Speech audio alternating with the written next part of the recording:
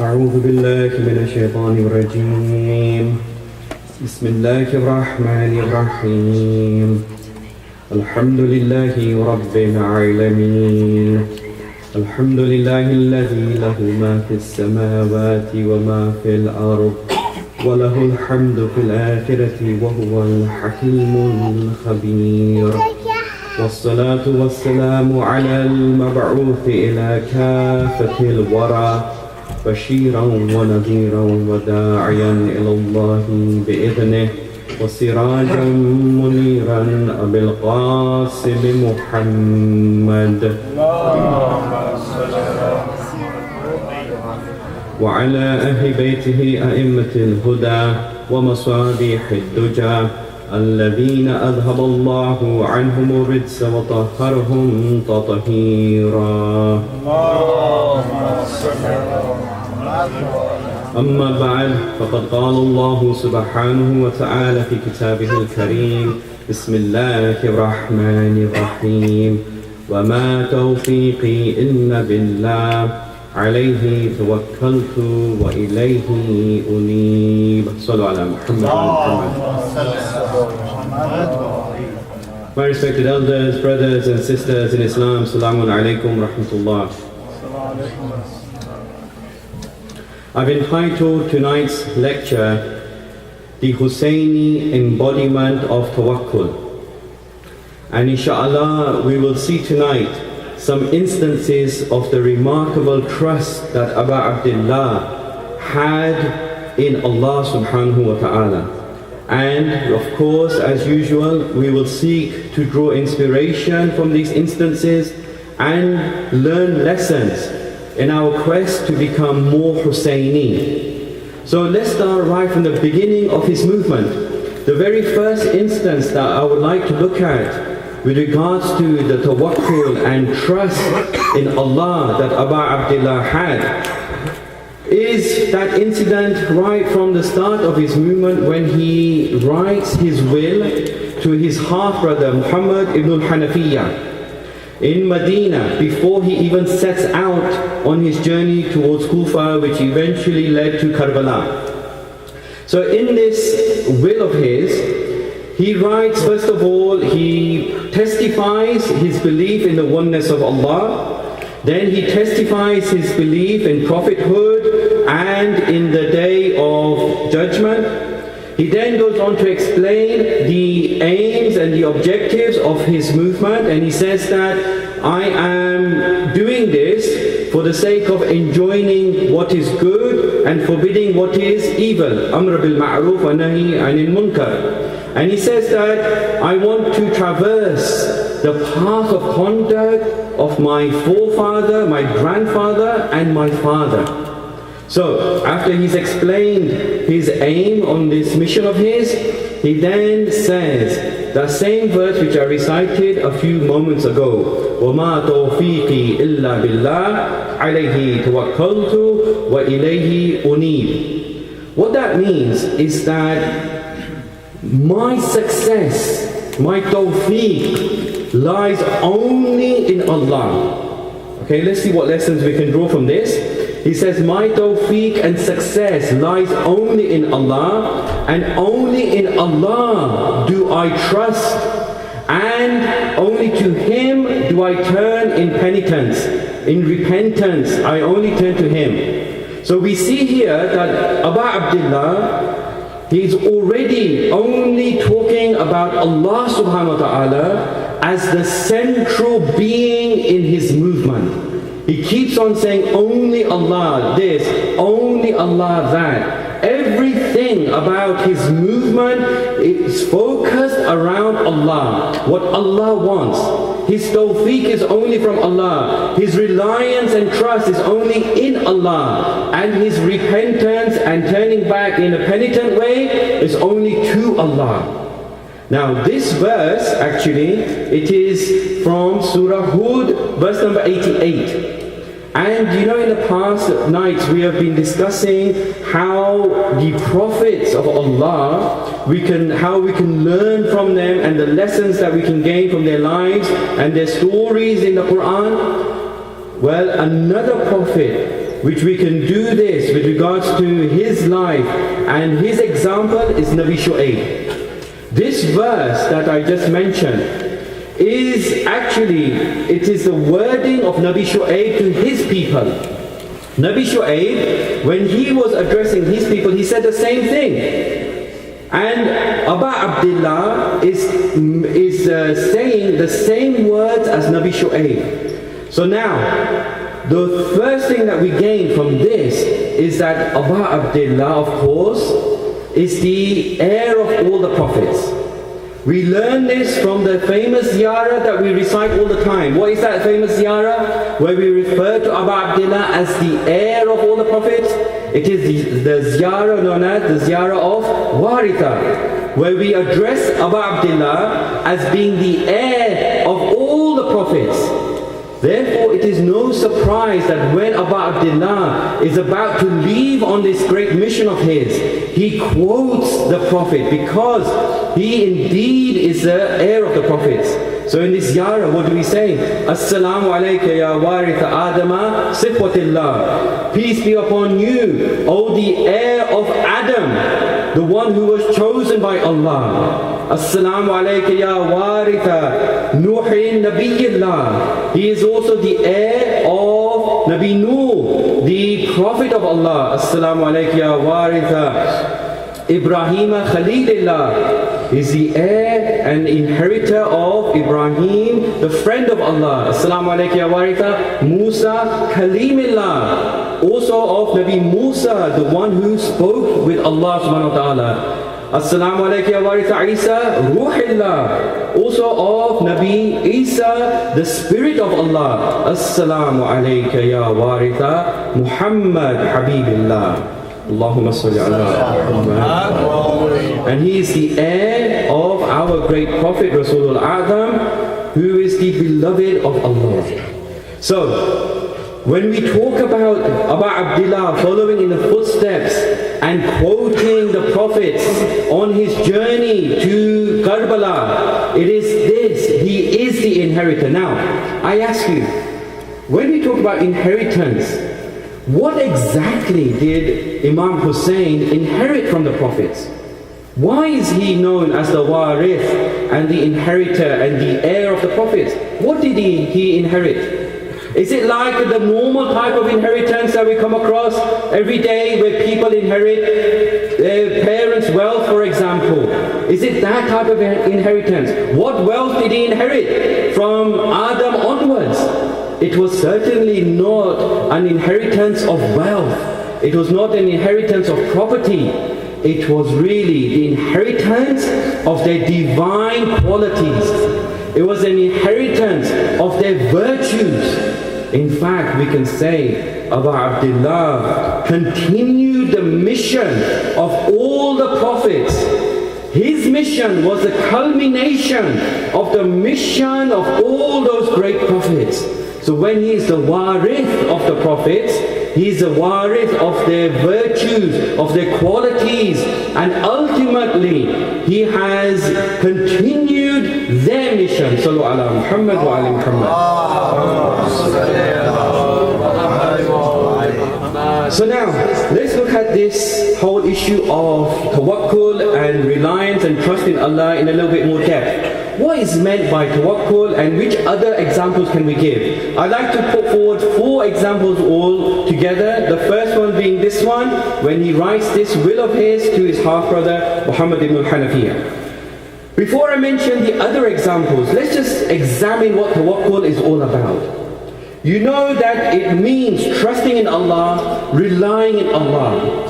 However, the real deeper meaning is that whatever we do, we always have this intention that it will not come to fruition unless Allah subhanahu wa ta'ala wants it to. So whenever we do anything, on the one hand, this is not being fatalistic. Sometimes people think, oh, you Muslims, when you keep on saying inshallah and you believe in relying in Allah, it is purely fatalism, meaning you put everything in the hands of some divine being and you as human beings have no control. It's not that at all.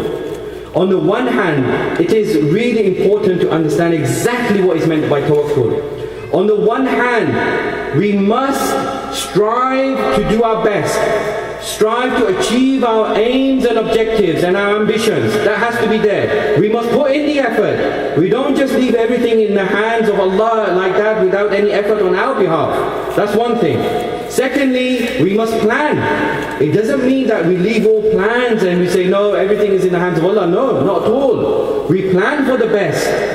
Thirdly, we must always hope and pray for the best. So, it is not somehow doing away with all of our efforts and prayers and plans at all. However, the key thing is, when we've done all of those things, we've made those plans and we've made those efforts, we've tried our utmost best, the key point is we don't rely on that only. We don't rely on that being the most effective thing in achieving the result. We do all that, but on the other hand, we have this intention that if Allah wants all that to come to fruition, then it will. And He is the Al-Mudabbir. Mudabbir means He is the master planner. He will have the ultimate say. He is the administrator of the entire universe. So we can plan all we like, but our reliance and trust must be in Allah. This is what is meant. In fact, it is beautifully summarized by this very famous statement from Imam Jafar Sadiq sallallahu alayhi. You've all heard of this, where the Imam says, tawakkul, it is summarized in the following words. Wa'kil rahilatak wa tawakkal. What that means is tie your camel and have trust in Allah. What does that mean, tie a camel and have trust in Allah?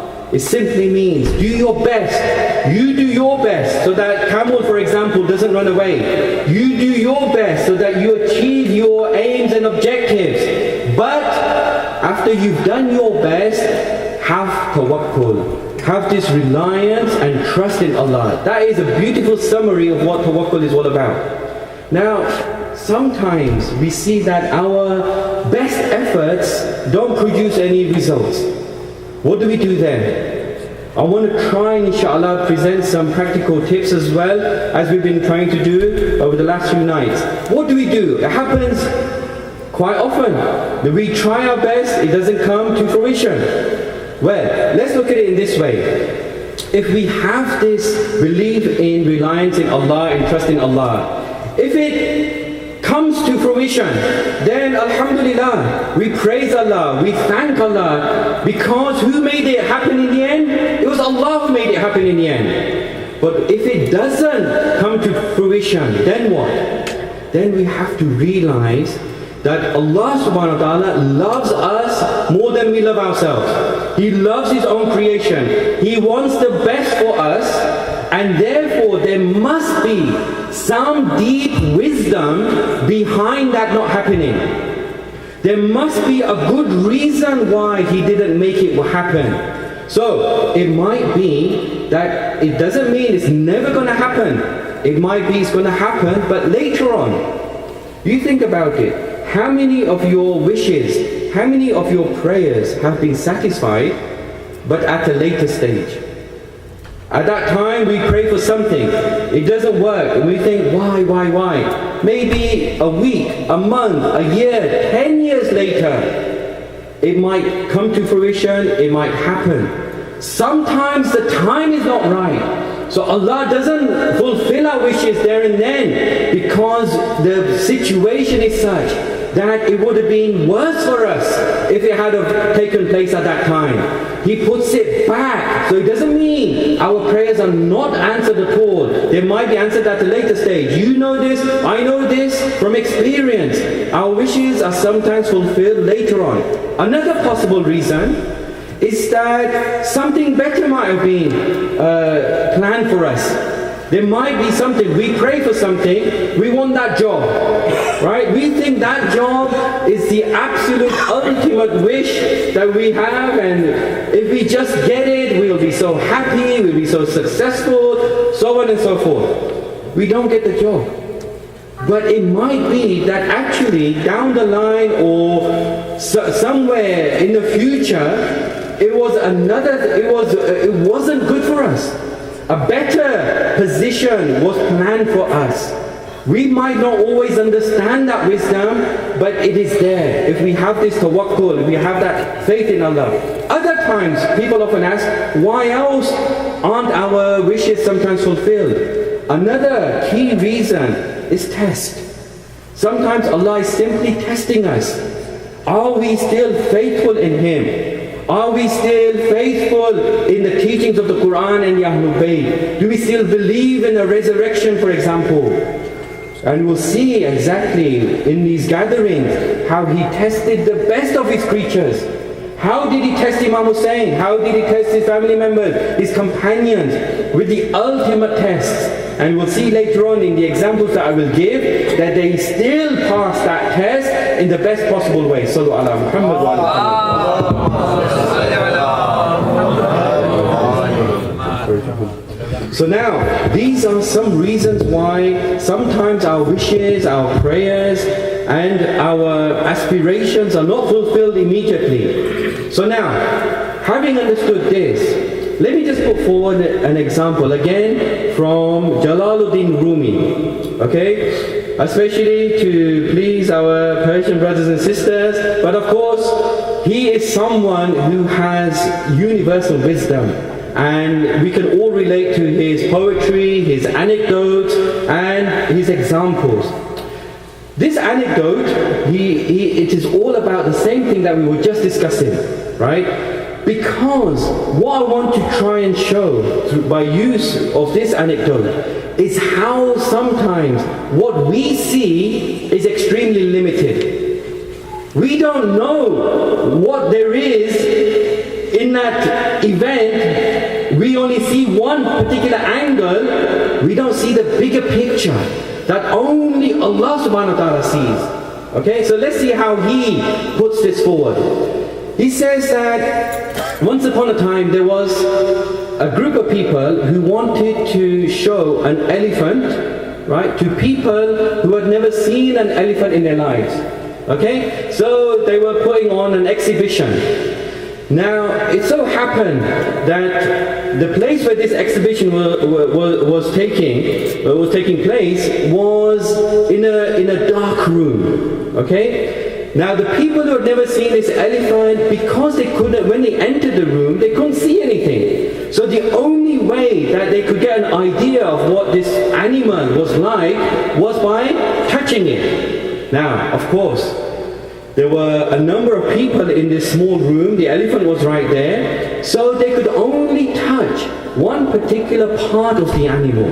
Right? They weren't able to touch all of it. So one man, he goes and he happens to touch the trunk of the elephant.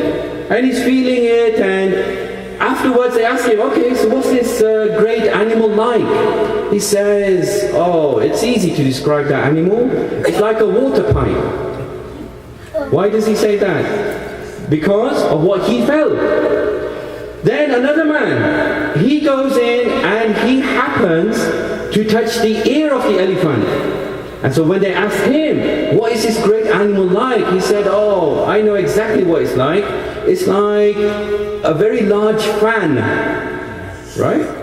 So a third person goes in. He happens to touch the leg of the elephant. So they ask him, what's this great animal like? And he says, it's like this huge pillar. And then the fourth one goes in, he happens to touch the back of the elephant and feel the back of it. So when they ask him, he says, actually it is like a great throne that kings sit on. What's happening here? What type of description is that of the elephant? It's a very limited description. Why? Because each one of these people, they saw only one particular angle of that elephant. They only felt one particular part of it. What is the moral that Jalaluddin Rumi is trying to make? What is the point that he's trying to prove? He's trying to say that with regards to Allah's administration of all of our affairs, He is the only one who has that entire picture in view. All of us, we only see one particular angle of that particular event. We don't see everything. We see one thing and we think, oh, we can make a correct judgment about that. It should have been that or it shouldn't have been that. But where is that big picture? We can't see it. Only Allah subhanahu wa ta'ala can see the entire view of what's happening. And therefore only He can administrate it in the best possible way. Only He can plan for us in the best possible way. Otherwise our knowledge, our perspective, our viewpoint is completely limited because we are extremely limited. Sallu ala Muhammad wa ala So you see, my brothers and sisters, it's not always what we perceive things to be, and therefore we complain sometimes or we wonder why it hasn't happened. So now, it is all about really changing our mindset. Now, remember yesterday I asked you to do that exercise? I won't ask you to do that again, alright? The folding of the arms and all that. But you know, it's all about changing habits. It's about changing mindset. So what is the mindset that we need to change from? Well, the society that we live in, it encourages a very particular type of mindset. One of the characteristics of this mindset is the focus on the individual. The individual is the center of everything. It's what the individual thinks. It's number one always, who you must look after. Always number one, yourself. It is you who are the center of the universe, right? It is that type of value system and mentality that it tries to promote. Whereas the Muslim and the Husseini viewpoint is not the individual. It is Allah. It is a move from an individual focus to a monotheistic focus. Allah is the center of everything. If we change our mindset to that, that is not what I want and I am striving for and therefore it must be, and if it isn't, it is only me to blame and there's nothing else happening, it's all in my hands, it's nothing like that at all. We strive for our aims and ambitions, but Allah is at the focus. It is Allah at the center of absolutely everything. So it's a move from that mindset of individualism to a monotheistic type of mindset. Sallu ala Muhammad wa ala. And so we see therefore that really it's all about our intention and the viewpoint that we have. Now, I'd like to move on and discuss a few other things with regards to this Husseini embodiment of tawakkul. Let's continue with this and see how Abu Abdullah was the perfect embodiment of tawakkul and trust in Allah. We saw that one example earlier. A second example is when he reaches Makkah. When he reaches Makkah, he has this statement which is recorded in history. He talks to Ibn Abbas, Abdullah ibn Abbas. And when he talks to him, he says to him these very famous and important and profound words. He says to him, I regard this place, meaning the holy haram of Makkah, I regard it as my house. Okay? Actually, it really does belong to those great personalities. I regard it as my house. But then he says that I will stay here for as long as the people of this place love me and they help me. But if they don't, then I will replace them with others. Look how firm he is. Look how absolutely determined he is to achieve this divine aim of his. I will replace them with others, and then he says, and I will cling on to the words of Ibrahim, the friend of Allah, Khalilullah. And then he quotes Nabi Ibrahim. It's truly amazing the way Abu Abdullah constantly quotes the prophets on this movement of his. Remember he is the rightful warith of all the prophets. So again, once again, first time time he quoted Nabi Shu'aib, we saw earlier. Now he quotes Nabi Ibrahim. When? In what particular situation? He says when the friend of Allah, Ibrahim, was thrown into the fire. What does Nabi Ibrahim say there? He says, Hasbunallah wa ni'mal wakeel. Allah is sufficient for us and He is an excellent wakeel. Wakeel, tawakkul, they're from the same root. It means He is the best being to trust. He is the best trustee. You see, constantly from the start to the end, Aba Abdullah is showing us the complete embodiment of tawakkul. When he left Medina, tawakkul. When in Makkah, tawakkul. He remembers Ibrahim and his words. Then he goes on to say, even we'll see later on, in his final moments, tawakkul. From start to finish. So then he says that when he was thrown in his fire and he said this, the fire was made safe and cold, right? So that's two examples. Another example, towards the end of his blessed life, you will all recall on the day of Ashura, you see these great mutawakkilin, these great people who trust in Allah to this extent, they are so high in their spirituality. They are such brilliant embodiments of these qualities that they no longer suffice for themselves to be able to manifest these qualities in the highest way. Rather, they are concerned about others as well. They want others to also have that same quality. They want to take their family members and others and take them to that station as well. So, on the day of Ashura, when it is approaching the last moments, what does he do? He goes to his family members. And what does he tell them? He tells them to have tawakkul as well. Allahu Akbar. Not only himself, but now he's saying you all must have tawakkul. He says, get ready for the affliction. Get ready for the bala that's going to come. And then he says to them, that Allah subhanahu wa ta'ala will save you. Allah will protect you from the enemies.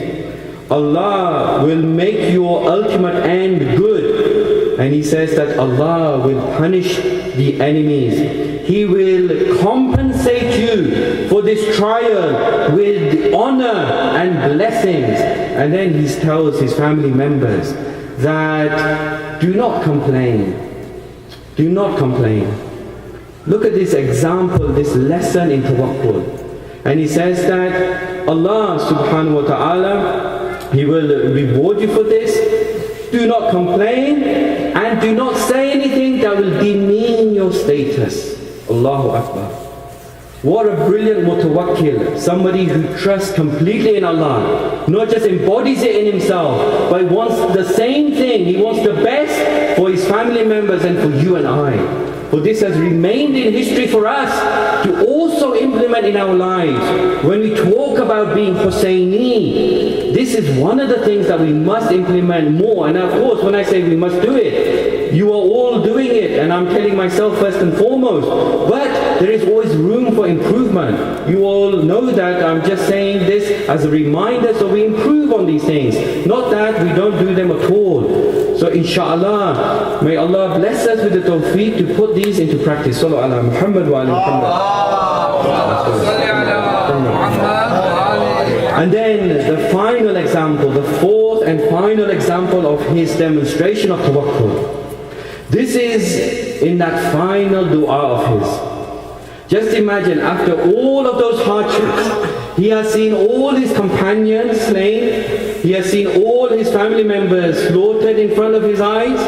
Now at the end, somebody with tawakkul, you see what will happen, okay? He never despairs. What does he say at the end? Even actually he's completely wounded at this stage. He says that he wants help from Allah. He says, وَأَسْتَعِينُ بِكَ ضَعِيفًا. He says, being weak, I seek help from you, O Allah. وَأَتَوَكُّلْ عَلَيْكَ كَافِيًا. And he says that you being sufficient for me, I entrust in you. Allahu Akbar. Right at the end, no complaints, no asking of questions, why this, why me, why my family members, why my companions. At the end, it is his last dua on this earth. His last dua on this earth is a dua of tawakkul. So this is the great example of Abu Abdullah. Now, I'd like to gradually draw this to a conclusion. But before I do so, I want to mention one other example from the Quran. This is truly an inspirational example for us all. How we can implement this practically in our lives. The example is with regards to the mu'min of Al Fir'aun. The mu'min of Al Fir'aun, the believer of Al Fir'aun, you might have heard of him. He was this pious believer at the time of Fir'aun, right? So what happened was, Fir'aun rejected the truth that Nabi Musa had brought. Okay, he rejects that, he doesn't accept. And then you have this believer, he was Al Fir'aun, meaning he was the people of Fir'aun, but he had concealed his faith in Nabi Musa. Okay, he didn't openly declare his faith in Nabi Musa. So what happens is, look what he does. He first tries his best with the people. Just as we were saying, we must try our best and make our efforts and then have tawakkul. He does that. He admonishes the people. He reprimands them. He tries to guide them. He defends Nabi Musa. And then finally, he has this tawakkul. Look at the verse. He says, وَأُفَوِّضُ أَمْرِي إِلَى اللَّهِ إِنَّ اللَّهَ بَصِيرٌ بِالْعِبَادِ. So what does that mean? After doing all of his efforts, he says, right now, I entrust my affair to Allah. And then he gives the reason. Why does he do this? إِنَّ اللَّهَ بَصِيرٌ بِالْعِبَادِ. Allah is basir with regards to His servants, meaning He is all-seeing. Allah knows His ibad, His servants, better than any other being. And therefore I entrust my affairs to Him, and I believe that He will do the utmost best for His ibad.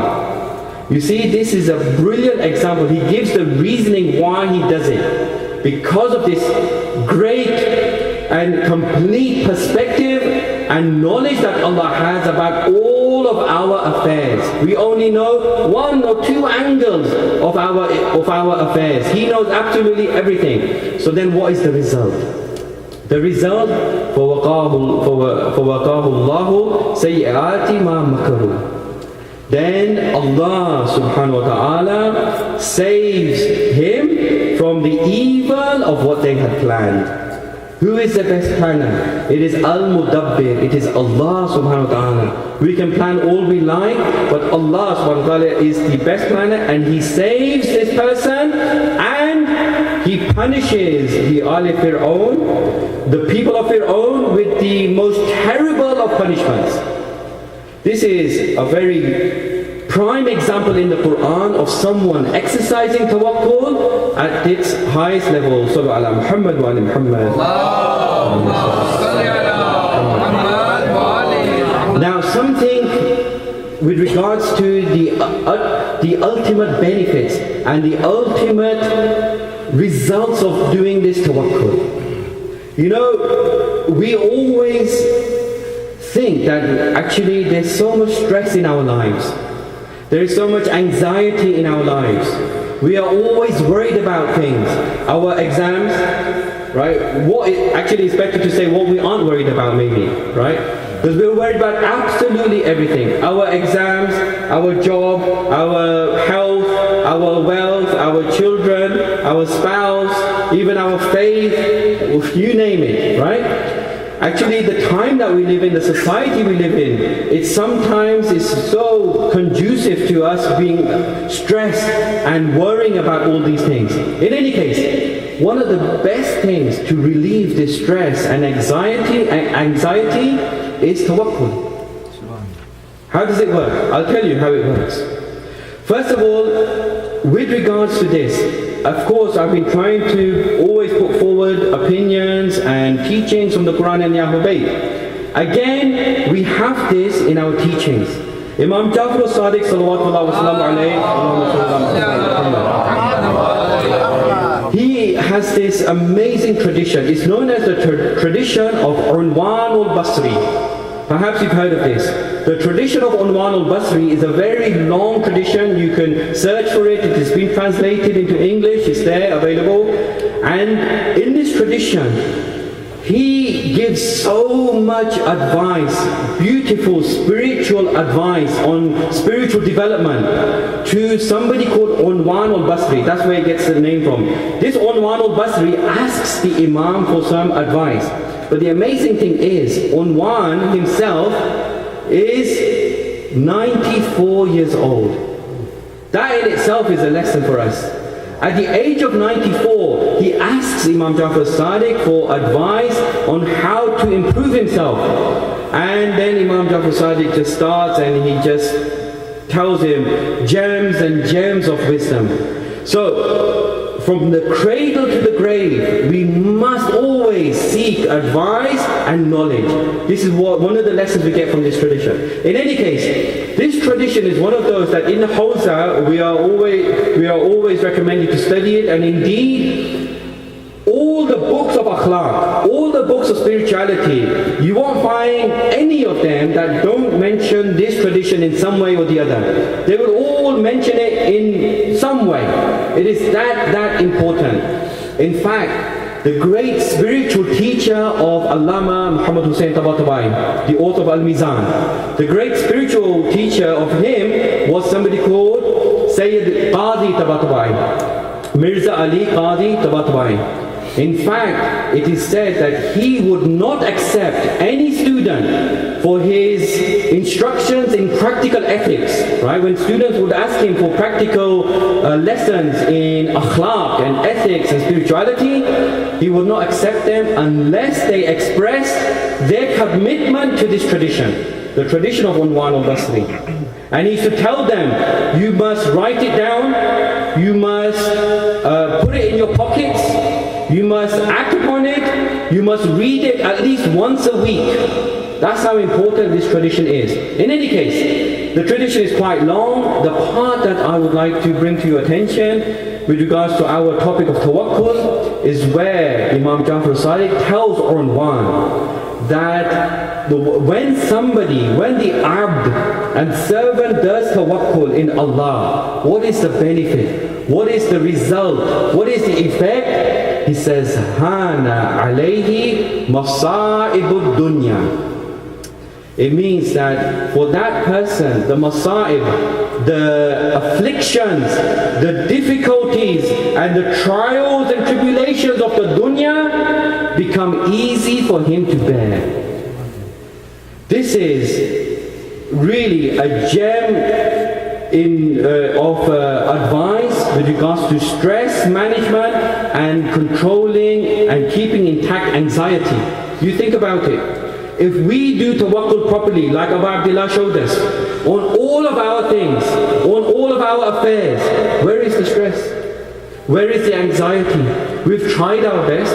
We've had this sincere intention for the sake of Allah. We've planned, we've really done everything we possibly could. Now what? Now leave it in the hands of Allah. Leave it. If He wants it to happen, it will happen. If he doesn't want it to happen, it's for those other reasons. Test. Maybe in the future it will happen. Maybe there was something better. Maybe it wasn't good for us. Leave it in the hands of Allah. This is how we can truly keep a check on our stress levels and our anxiety. Sallu ala Muhammad wa ala Muhammad.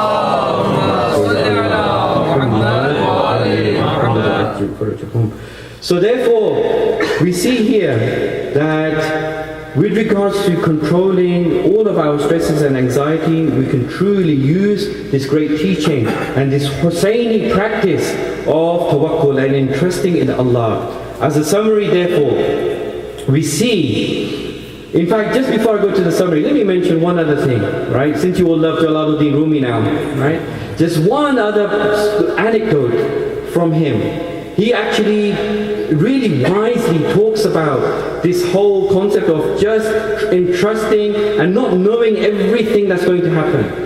So once there was a snake catcher, okay? So this snake catcher, he manages to catch this beautiful snake, and actually that was going to be the source of his livelihood, right? That's what he makes money out of, either displaying it or selling it on, whatever snake catchers do. I don't know what snake catchers do. But in any case, he has this snake. Now, a thief comes along and he steals this snake from him. So now, let's just stop for a moment here. If we take a snapshot of what's happened here, who looks to have won and who looks to have lost? The person who seems to have won apparently is the thief, right? He's now got this prize, the beautiful snake. The one who apparently seems to have lost is that snake catcher. He's lost the source of his livelihood and sustenance. But then Jalaluddin Rumi, he goes on to tell the rest of the tale. He says that this snake catcher, he's always praying to God that, oh God, I want my snake back, return the snake back to me. But he never gets the snake back until one day, he's walking down the street and he sees someone just lying there and he's dead. And he looks like he's had a really miserable death. When he looks at this person, he recognizes him. It's that same thief who had stolen his snake. And then he notices these snake bites. So what happened was, that same thief that had stolen his snake, he had been bitten by that same snake that he wanted and he prayed for. Okay? So now, what is Jalaluddin trying to get at? The snake catcher says, thank God that my prayer was not answered. Thank God my prayer was not answered, because what I had thought was a loss was indeed a gain. Meaning that actually this snake most probably would have bitten me. I would have been this poor unfortunate person. So sometimes we have to realize our prayers, they are not answered for a reason. There are often wisdom behind it that we don't know about. In fact, in Surah Baqarah, we are told about this. Allah subhanahu wa ta'ala puts it so beautifully. He says, sometimes you think what you don't like, okay, it is actually good for you. But in the other way, you might love something and it is actually bad for you. Something that you love can be bad for you. Something that you dislike can be good for you. So Allah subhanahu wa ta'ala, when He talks about this in verse 216 of Surah Baqarah, He is actually pointing to the same principle, that you could be liking things that really is not good for you. And the opposite can be true as well. So we have to be very, very careful as to what we truly want to be answered. Leave it in the hands of Allah subhanahu wa ta'ala. Let me just ask you one question at the end. Just imagine, it's a little twist on the story.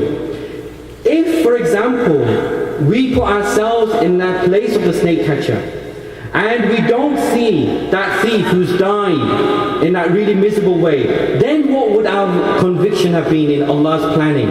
Just imagine, right? In this particular case, the snake catcher, he saw the wisdom, right? He saw the wisdom why his prayers were not answered. The wisdom being that snake might well have bitten him and he might have died. Now, the test is, this is the test for all of us. Are we going to have that same level of conviction in Allah's planning if we don't see the wisdom behind the prayer not being answered? So if he hadn't seen that dead person, that dead thief, then what would he have thought? Would he still believe in the divine planning of Allah? Would he still, or would we still have that conviction and faith that Allah is truly the best planner? So, it is not just when we see the wisdom that we say, yes, Allah, you are truly the best planner of all things. It is sometimes when in fact, we must always believe that even when we don't see the wisdom as to why our prayers were fulfilled. Please recite one salawat. So before we mention a few words of Masa'ib, a quick summary. We saw in this Husseini embodiment of tawakkul, those 4 examples. We saw that what exactly tawakkul means. It is not fatalism at all. It is planning, striving for the best, doing as much as we can, but then leaving it in the hands of Allah subhanahu wa ta'ala. We saw those examples, how Abu Abdullah embodied it from the time he left Medina, when he was in Makkah on the day of Ashura, even in his final dua. We saw from the Quran the mu'min of Ali Fir'aun, how he did it. Unwan al-Basri's tradition also tells us that it truly gives us this ability to always be, to always manage stress and anxiety, and it makes the afflictions of the world easier for us to bear. And indeed, we will see now, inshallah, how the great martyrs of Karbala were able, therefore, to bear the afflictions of what befell them in Karbala because of this great level of tawakkul that they had. Sallu ala Muhammad wa Muhammad. Sallallahu alayka ya Aba Abdullah. Sallallahu alayka ya ibna Rasulullah. Sallallahu alayka wa ala al-arwah allati hallat bifna'ik. عليك مني سلام الله أبدا ما بقيت وبقي الليل والنهار ولا جعله الله آخر العهد مني لزيارتكم. السلام على الحسين وعلى علي بن الحسين وعلى أولاد الحسين وعلى أصحاب الحسين. يا ليتنا كنا معكم ونفوز فوزا عظيما. Tonight, inshallah, we will pay tribute to and remember the great sacrifices of 2 of the younger members of Abu Abdullah's camp. Tonight, we will salute the sacrifices of Hazrat Aoun and Hazrat Muhammad. They were the children of Abdullah, the son of Ja'far al-Tayyar, and Abdullah was also the husband of the holy lady Zainab. Indeed, it is reported that Abdullah himself could not go to Karbala, but he truly wished he could, and he was happy that he had his representatives there. It is reported that one day after the tragic events of Karbala, some family members had come to offer their condolences to Abdullah about the sacrifices of his family members of Aoun and Muhammad. What does Abdullah say? That one of the family members actually blames Imam Hussein. He says, all of these afflictions that has befallen us is because of Imam Hussein. What does Abdullah do? He takes off his slipper. He hits that man with his slipper. He says, do you say this about Imam Hussein? He says, although I could not be present in Karbala, I am happy that I had my representatives there. He says, what gives me comfort and condolence at this time is knowing that my Aoun and Muhammad were killed in the line of Abu Abdullah. Although my hands could not be there, I had my 2 representatives who were helping Abu Abdullah and died in his way. Indeed, it is reported that Aoun and Muhammad were only about 9 or 10 years of age. Just imagine these young brave warriors. Just imagine the great tarbiyah and the upbringing of Lady Zainab must have been for them to have this bravery, to have this conviction to fight in this battle for the sake of Abu Abdullah. It is reported that the holy Lady Zainab herself got her sons ready. Now Now my brothers and sisters, you know, whenever a mother wants to say goodbye to her children, for example, if they're going on a journey, it is so difficult for that mother to say farewell. It is so difficult for her to say goodbye. And she tries her best to make sure everything is ready. She makes sure that they have everything they need. And it is that difficult even though she knows that they will return soon. So just imagine how hard it must have been for the Holy Lady Zainab to say goodbye to Aud and Muhammad, to prepare them for the battle knowing that they will never come back. So now, first of all, Muhammad, when he's getting ready, I ask you, my brothers and sisters, was there even armor that could fit Aud and Muhammad? Armor is not designed for boys of 9 and 10 years of age. So now Zainab prepares them for battle. First of all, Muhammad goes out. When he goes out, bravely he introduces himself. Look at his conviction in his battle cries. Look at his bravery. He complains, he says, Nashku ilallah min al-udwani. We complain to Allah of the enemies. They are, he goes, they are completely ruined in their blindness. We complain to Allah about them, and then he is slaughtered mercilessly, having killed so many of the enemy soldiers. It is reported about 10 of them fell at his sword. But then it is a time for Aud. How it must be for a brother to go into battle having just seen his own brother being killed.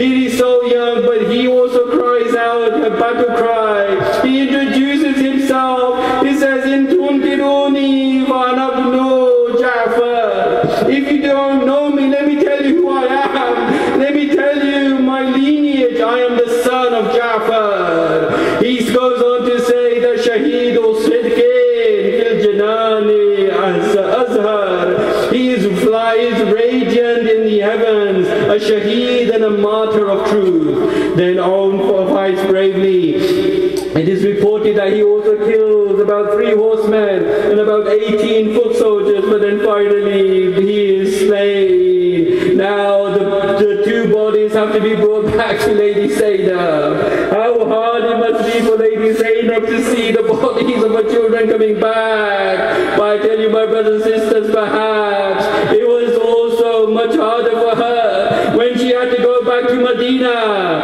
and she had to face her husband Abdullah without her own and Muhammad, when she had to go inside her house and look at the 2 empty beds of own and Muhammad, the 2 little beds which would never be filled again. She had to endure so much. She had to sacrifice these two warriors of hers. But let me tell you, there was still another sacrifice to come for Lady Zainab. For later on that day, she would have to give another sacrifice. This sacrifice was the one where she put her hands under it and she lifted it and she called out to Allah, Ilahi taqabbal minna hadha al-qurban. Oh Allah, accept from us this sacrifice. Allah la'natullah lakum zalimeen. وسيعلم الذين ظلموا أي منقلب ينقلبون. اللهم إنا نسألك باسمك العظيم الأعظم الجل الأكرم يا الله يا الله يا الله يا الله يا الله يا الله يا الله يا الله يا الله يا رحمن يا رحيم يا مقلب القلوب ثبت قلوبنا على دينك. Oh Allah, by the right of all the martyrs and captives of Karbala, we ask you to accept the following prayers. Oh Allah, enable us to embody that Husseini tawakkul in our lives, inshaAllah. Oh Allah, enable us to always be satisfied with your decree and your planning, inshaAllah. Oh Allah, enable us to manage all of our affairs in a way that you are happy for us to do so. Oh Allah, enable us to live and die with the wilayah of the Ahlul Bayt alayhi salam. Oh Allah, enable us to always act according to the teachings of the Quran and the Ahlul Bayt alayhi salam. Oh Allah, forgive us and our forefathers for our sins. Bring relief to all those who are facing difficulty around the world, and hasten the appearance of the 12th Imam Ajjalallahu Ta'ala Farajuhu Sharif. اللهم صل على محمد وعلى آل محمد